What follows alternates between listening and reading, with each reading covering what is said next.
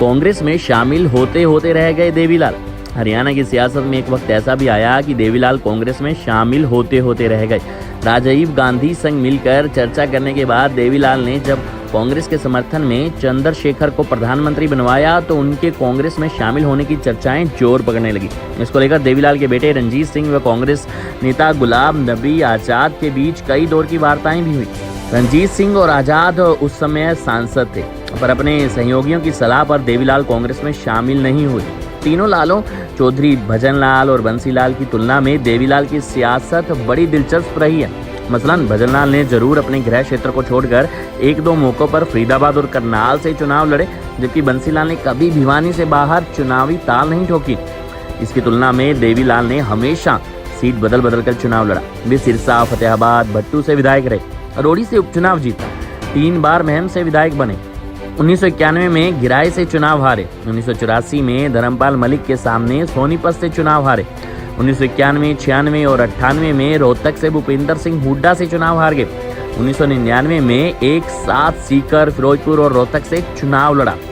रोहतक और सीकर से चुनाव में विजय भी हुए। एक बार भट्टू से भी विधायक निर्वाचित हुए। देवीलाल ने 1972 में बंसीलाल के सामने तो शाम से तो आदमपुर से चौधरी भजनलाल के सामने विधानसभा चुनाव लड़ा। हालांकि वे चुनाव में हार गए। इस चुनाव के बाद देवीलाल को गहरा सदमा लगा। राजनीति से दूरी बना ली, अपने गांव चौटाला आ गए, राजनीति से संन्यास ले लिया। पर इन सब से पहले उन्होंने कांग्रेस में जाने की सोची। वे 1952 से लेकर 1970 तक कांग्रेस में कई पदों पर रह चुके थे। उनकी राजीव गांधी से मुलाकात भी हुई। कांग्रेस में जाने की रणनीति करीब करीब तय थी कि अचानक देवीलाल ने फैसला बदल लिया।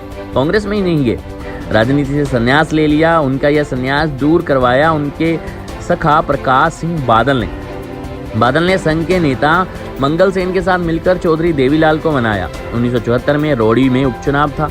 उपचुनाव में देवीलाल भारतीय लोकदल के उम्मीदवार थे। भारी मतों से जीत दर्ज की। इसके बाद प्रदेश भर में एक मुहिम बंसीलाल सरकार के खिलाफ चलाई। 1975 में इमरजेंसी में देवीलाल 9 महीने जेल में रहे। उनके बेटे ओम प्रकाश चौटाला और जगदीश सिंह भी जेल में रहे। चौधरी देवीलाल के कांग्रेस में न जाने का फैसला सही साबित हुआ। इमरजेंसी के बाद साल 1970 में विधानसभा चुनाव में जनता पार्टी ने 75 सीटों पर जीत हासिल की। विशाल हरियाणा पार्टी को 5 सीटों पर जीत मिली तो आजाद विधायक बने तो कांग्रेस 3 सीटों पर सिमट गई। हरियाणा के इतिहास में कांग्रेस को इससे कम सीटें न पहले कभी मिली और न ही बाद के चुनावों में। 21 जून 1970 को चौधरी देवीलाल ने मुख्यमंत्री के रूप में शपथ ली। उन्होंने शपथ लेते ही नारा दिया, भ्रष्टाचार बंद, पानी का प्रबंध। बंसीलाल पर कई केस भी दर्ज हुए, अधिकांश में बेल तो हो गई। इसके बाद चौधरी देवीलाल राष्ट्रीय राजनीति में एक बड़ा चेहरा बनते नजर आए। 1987 में दूसरी बार मुख्यमंत्री बने। 1999 में देश के उप प्रधानमंत्री भी बने। 2 बार मुख्यमंत्री, 2 बार उप प्रधानमंत्री रहे। कांग्रेस में चले जाते तो शायद देवीलाल राष्ट्रीय राजनीति की फलक पर वो चमक ना बिखेर पाते जो उन्होंने खुद के संघर्ष के रास्ते पर चलते हुए बिखेरी। तो ऐसे कांग्रेस में जाते जाते रह गए थे ताऊ देवीलाल।